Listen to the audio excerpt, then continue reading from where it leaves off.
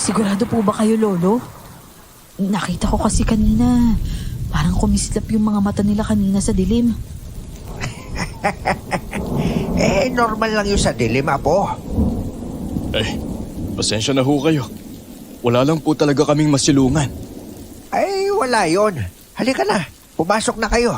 Namumutla na kayo pare-pareha sa lamig, oh. Abay, maraming salamat ho, Lolo. Tana kayo. Bilis! Maria, mabuti pa maghanda ka ng tuyong tuwalya para sa pamilya. Pagkatapos mag-init ka ng kape para sa kanila. Oo, sige po, Lolo. Eto na po muna yung tuwalya, oh. Maraming salamat, Maria. Walang anuman. Saka ko lang napagtanto na babae pala ang anak na kasama nila nang magsalita na siya. Nakaporma kasi yon ng panlalaki at kahit yung gupit ng buhok niya ay panlalaki din.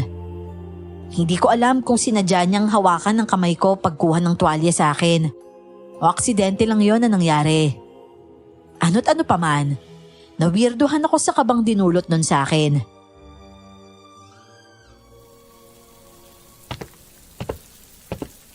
Kayo bang pamilya kumain na? Kaninang umaga pa ho ang uling kain namin. Nako, paano yan? Kamote at gulay lang ang maiahin namin sa inyo. May isda din kami, pero ginawa ng tinapan nitong si Maria para magtagal. Kumakain ba kayo nun? Wala kaming sariwang karne dito. Naku, bakit naman ho nabanggit niyo ang sariwang karne? Sapat na ho sa amin ang gulay, Lolo. Ganon ba? O sige, magpapahain ako kay Maria ng nilagang gulay at kamote. Magpainit muna kayo dyan, ha? Maraming salamat ho, Lolo, at sa apo ninyo. Nakakahiyaman Wala kaming magawa kung hindi ang makisilong. Bagong salta lamang ho kasi kami rito, kaya wala pa kaming bahay na matutuluyan. Ang siste ho umulan pa. Nako, hindi pala tayo nagkakaiba. Kadarating lang din namin ni Maria dito kahapon. Ang kaibahan lang natin, kami may bahay na matutuluyan. Eto na po yung mga pagkain, Lolo. Pakabusog po kayo, ha. Lo, doon na lang siguro muna sila sa kwarto ko.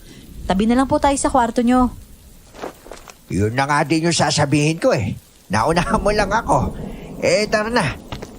Sasamahan kita mag-ayos doon. Ho, naku, kaya ko na yun, Lo. Huwag ka na makulit. Halika na at sumama ka na sa akin. Maiwan ko muna kayo dito, ha? Kumain kayo at magpakabusog ng malabanan niyo yung panlalamig na katawan ninyo. Oho, salamat ho.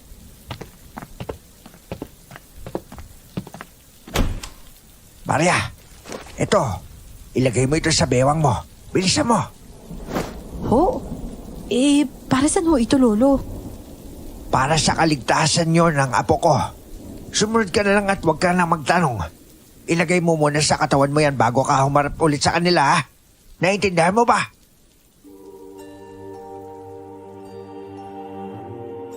Tumango na lang ako sa itinaling parang sinturon ang kulay pulang tela na may kung anong palawit sa bewang ko.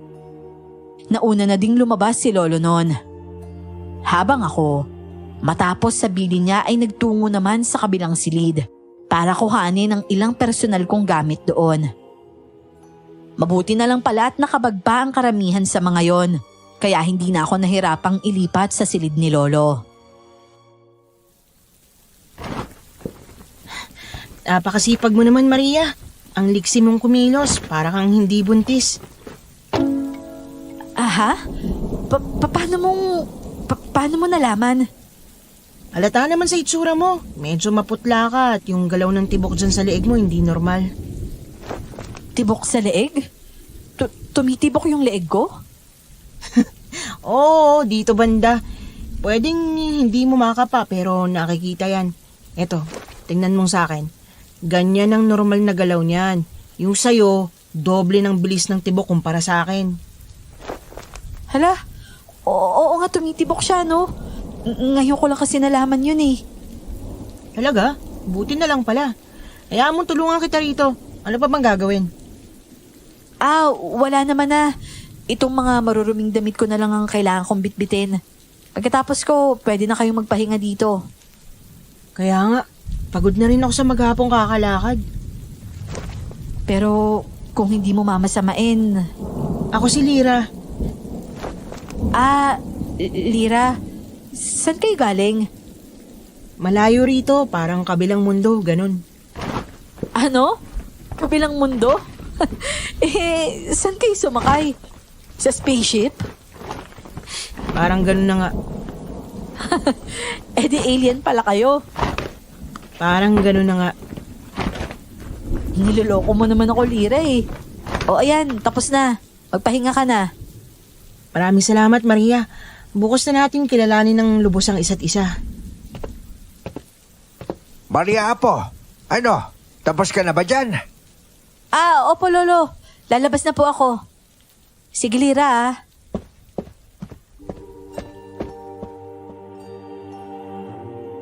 Hindi ako komportable sa paligid niya. Bigla ay para akong nalito sa sarili ko. Kung hindi lang siya magsasalita, mapagkakamalan ko talaga siyang lalaki. May kakaibang kislap ang mga mata niya at hindi ko maipaliwanag. Pero para akong natatakot na namamangha sa kanya. Nung mga panahong yon, hindi pa naman laganap ang mga babaeng lalaki kong kumilos at pumorma. Lalo na nga sa probinsya gaya ng amin at liblib pa.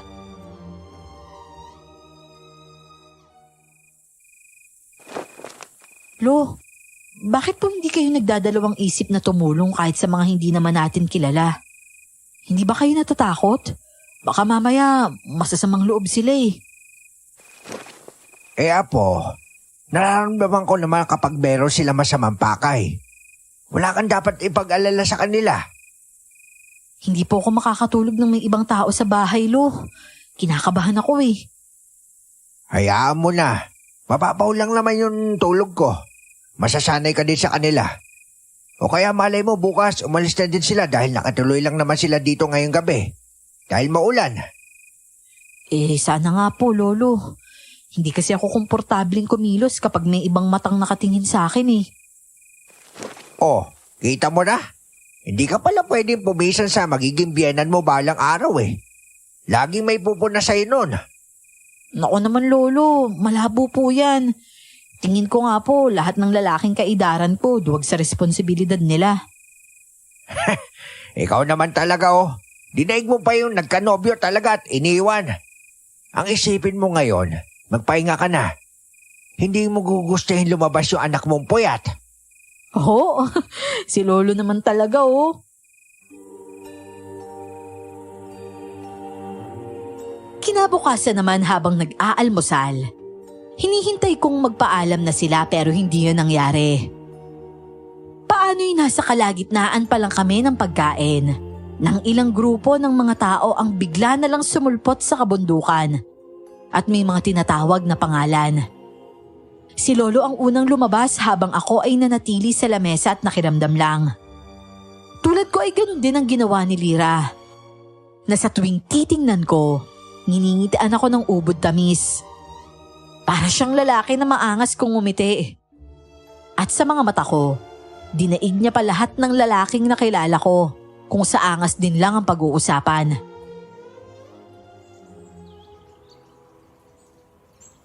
Lakan dilim daw ho, Mang Sebio. Narinig niyo na po ba ang tungkol doon? Hindi pa eh. At kaya nga nasabi ko sa inyo, bago lang din kami dito ni Maria. Tama ba yung pagkakarinig ko? Nang hula nila maligno daw yon? Oho, Mang Sebio. Maligno na nanguhula ng mga kabataang babae. Abay, babaero rin pala yung maligno ano? Kailangan palang ingatan natin yung mga dalaga natin dito. Ay, sasama ho ako sa paghahanap sa mga bata. Baka may maitulong ako. Pilar, Tahing, hayaan mo ako. May anak kang babae. Hindi mo gugustuhin pati siya'y mawala rin sa atin. sige. Sasamahan kita. Nako, pasensya na kayo ha. Babae pala itong anak ninyo. Ang akala ko'y lalaki. Nako, salamat po, Lolo. Ako po si Lyra, pero lalaki po talaga ako na nasa katawan lang ng babae. Pilya ka din pala ano. Mapagkakatiwalaan ba kitang maiwan kay Maria, Lira? Ako'y sasama na lang sa kanila. Naku, oo naman ho. Wala kayong